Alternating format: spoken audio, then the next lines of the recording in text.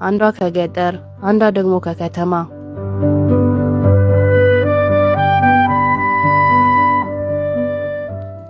ከዕለታት አንድ ቀን በለመለመው አረንጓዴ በለበሰው የኢትዮጵያ ገጠር የምትኖር ፀሐይ የምትባል አንድ ደስተኛ ልጅ ነበረች።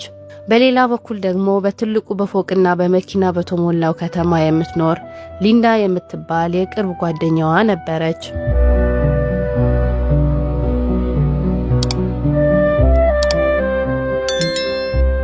ፀሐይ የገጠሩን ንጹህ አየርና የከብቶችን ድምጽ ትወድ ነበር። ሊንዳ ደግሞ በስልኳ ፊልሞችን ማየት ትወድ ነበር። ሆነም ሁለቱም የየራሳቸው ኑሮ ቢወዱም እርስ በርሳቸው የጓደኛዬ ህይወት ምን ይመስል ይሆን ብለው በጣም ይጓጉ ነበር። ስለዚህ አንድ ቀን ተራ በተራ ለመጠያየቅ ተስማሙ።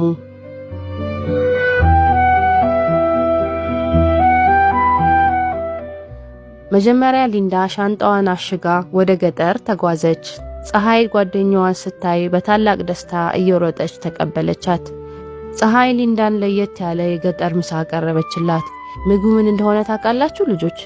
ከሽምብራው አዝመራው ትኩስ ሆኖ የተቆረጠ አረንጓዴ እሸት፣ የተለያዩ የገጠር ምግቦችና ትኩስ ወተት ነበር። ምሽት ላይ ሰማዩ በሺዎች የሚቆጠሩ ከዋክብት ደምቆ ነበር። ፀሐይ ሊንዳን ከዋክብቱ ስር ተቀምጠው የገጠሩን ጸጥታ እየሰሙ ጨዋታቸውን ቀጠሉ። ሊንዳ ግን የገጠሩን ሁኔታዎችን አልወደደቻቸውም። እዚህ እኮ በጣም ጨለማ ነው፣ የእንስሳቶቹ ድምጽ ያስፈራል፣ ደሞም ኢንተርኔት የለም፣ ፊልም ማየት አልቻልኩም አለች። ፀሐይ እየሳቀች አይ ሊንዳ፣ እዚህ እኮ ሰላም አለ፣ ንጹህ አየርና እውነተኛ እረፍት ታገኛለሽ፣ ከከዋክብቱ በላይ ምን ፊልም አለ ብላ መለሰችላት።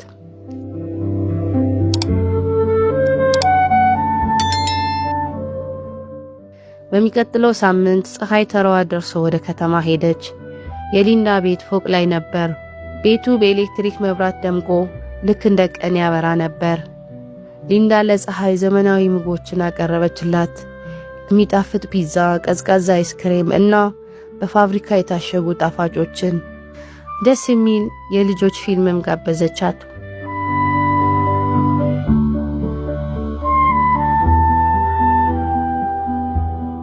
ፀሐይ መጀመሪያ ላይ በነገሩ ሁሉ ተገረመች። መብራቱ፣ ምግቡ፣ ፎቁ። ግን ብዙም ሳይቆይ መጨነቅ ጀመረች።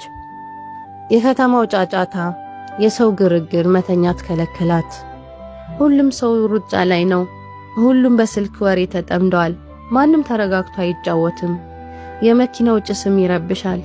በአጠቃላይ ፀሐይ የከተማውን ኑሮ አልተመቻትም። ወደ ቤቷ ለመመለስ ሻንጣዋን ሸከፈች።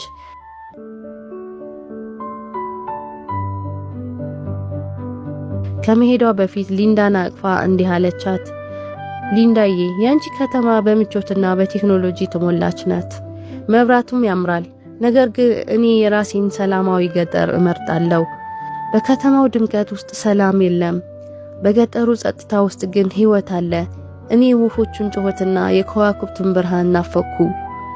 ሊንዳ የጓደኛዋን ምርጫ ከበረች።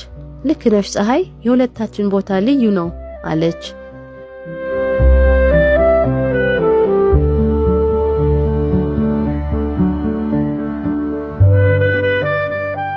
ከዚያን ቀን ጀምሮ ሁለቱም የራሳቸው ዓለም እያደነቁ ነገር ግን የሌላውን ልዩነት እያከበሩ በደስታ መኖር ቀጠሉ። ልጆች፣ የዛሬው ተረት የሚያስተምረን እያንዳንዱ ቦታ ገጠሩም ከተማውም የራሱ ጸጋና የራሱ ፈተና አለው። ለአንዱ ገነት የሆነው ቦታ ለሌላው እስር ቤት ሊመስለው ይችላል። ዋናው ቁም ነገር ግን እኛ ባለንበት ቦታ ላይ ሰላምንና ደስታን ማግኘት ነው። እሺ?